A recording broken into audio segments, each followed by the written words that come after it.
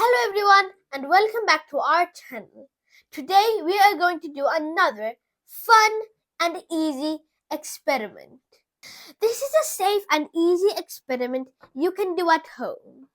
The experiment is Magic milk! The things that you need are milk, liquid soap, cotton swabs, and food coloring. Step 1. Pour enough milk into the shallow dish to cover the bottom. Step 2. Add a few drops of different colors of food coloring onto the milk, spacing them out. Step 3. Dip a cotton swab into dish soap and then gently touch the milk with it.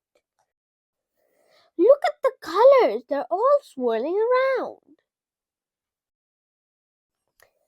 Let's try again without red coloring. The moment the soap touches the milk, the food coloring begins to swirl and create colorful patterns.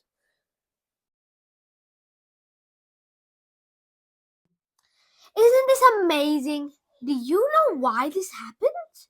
This happens because the soap molecules try to bond with the fat molecules in the milk, which causes the food coloring to swirl around the plate.